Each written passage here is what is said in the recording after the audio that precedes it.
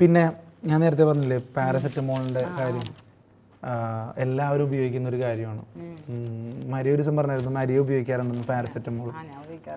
പക്ഷെ സൂക്ഷിക്കുക, നിലവാരമില്ല. എന്തിനാണ് പാരസെറ്റമോളിന് നിലവാരമില്ല? പാരസെറ്റമോളിലെ 10 ബാച്ചുകൾക്കാണ് വിലക്ക് ഏർപ്പെടുത്തിയിരിക്കുന്നത്. അതായത് പാൻഡാപ്രസോളിൻ്റെ 3 ബാച്ചുകളുടെയും വിതരണം നിർത്തിവെച്ചു. ഇനി പാരസെറ്റമോൾ ഉപയോഗിക്കുമ്പോൾ ഒന്ന് നോക്കുക, ഒന്ന് സൂക്ഷിക്കുക. എക്സ്പയറി ഡേറ്റിൻ്റെ കാര്യമല്ല ഈ പറയുന്നത്. കേട്ടോ. കേരള മെഡിക്കൽ സർവീസസ് കോർപ്പറേഷൻ വഴി സർക്കാർ ആശുപത്രികളിൽ നൽകുന്ന പാരസെറ്റമോൾ, പാൻഡാപ്രസോൾ ഗുളികകളുടെ വിതരണം നിലവാരമില്ലെന്ന പരാതികളെ തുടർന്ന് മരവിപ്പിച്ചു. പാരസെറ്റമോളിൻ്റെ 10 ബാച്ചിൻ്റെയും പാൻഡാപ്രസോളിൻ്റെ 3 ബാച്ചിൻ്റെയും വിതരണമാണ് നിർത്തിവെച്ചത്. ഗുളികകൾ കവർ പൊട്ടിക്കുമ്പോൾ പൊടിയുന്നതായും പൂപ്പൽ ബാധിച്ചതായും കണ്ടെത്തിയോടെയാണ് നടപടി. ഓരോ ബാച്ചിലെയും സാമ്പിളുകൾ നിലവാര പരിശോധനയ്ക്കായി സംസ്ഥാന ഡ്രഗ്സ് കൺട്രോൾ ലബോറട്ടറിയിലേക്ക് അയച്ചിട്ടുണ്ട്. ഒരു ബാച്ചിൽ 5 ലക്ഷം ഗുളികകൾ ഉണ്ടാകുമെന്നത് കണക്കിലെടുക്കുമ്പോൾ 65 ലക്ഷം ഗുളികകളുടെ വിതരണമാണ് മരവിപ്പിച്ചിരിക്കുന്നത്. വിവിധ ജില്ലകളുടെ ആശുപത്രികളിൽ വിതരണത്തിന് എത്തിച്ച പാരസെറ്റമോൾ അതാത് സംഭരണ കേന്ദ്രങ്ങളിൽ തന്നെ സൂക്ഷിക്കാനാണ് നിർദ്ദേശം. പരിശോധനാ ഫലം ലഭിച്ചതിന് ശേഷം മാത്രമേ ഇനി വിതരണം പുനരാരംഭിക്കൂ. അതുകൊണ്ട് വളരെ ശ്രദ്ധിച്ച് നോക്കുക, പൊടിയുന്നുണ്ടോയെന്ന് നോക്കുക, അങ്ങനെ പല കാര്യങ്ങളും നോക്കുക. അപ്പോൾ എക്സ്പയറി ഡേറ്റ് വളരെ ഇമ്പോർട്ടൻ്റ് ആണ്.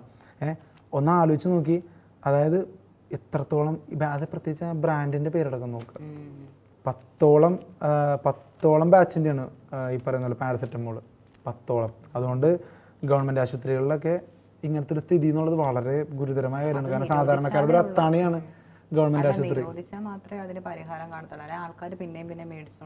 അതെനിക്ക് തോന്നുന്നേ പാരസെറ്റമോളിൻ്റെ എല്ലാം പ്രശ്നമല്ല എന്ന് തോന്നുന്നുണ്ട്. ചില ഗുണനിലവാരമില്ലാത്ത ഇതുപോലുള്ള ഇതാണ് നിരോധിക്കുന്നത്, ചില ബാച്ചുകൾ അല്ലെങ്കിൽ ചില കമ്പനീസിൻ്റെയൊക്കെ. പക്ഷേ പാരസെറ്റമോൾ അധികം കഴിക്കരുതെന്ന് തന്നെയാണ് എല്ലാവരും പറയാറ്. അധികം കഴിക്കരുത്, അതൊരു തരത്തിലൊരു അഡിക്ഷനായി മാറും. ഇപ്പോൾ ഒരു ചെറിയ തുമ്മലോ ജലദോഷമോ പനിയോ തലവേദനയോ വന്നപ്പോൾ ഉടനെ തന്നെ പാരസെറ്റമോൾ എടുത്ത് കയറ്റുക എന്നുള്ളത് ട്രെൻഡായിട്ടുണ്ട്.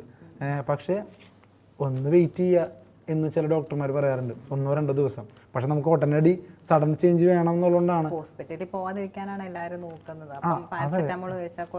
കുറയുന്നുള്ള. പക്ഷെ അത് ഡോക്ടറിന്റെ പ്രിസ്ക്രിപ്ഷൻ എടുക്കാതെ കഴിച്ചാൽ ആ തൽക്കാലത്തേക്ക് അത് കുറയുമെങ്കിലും ദീർഘകാലാടിസ്ഥാനത്തിൽ അത് മാറാതെ പിന്നെ തുടരുകയും ചെയ്യും.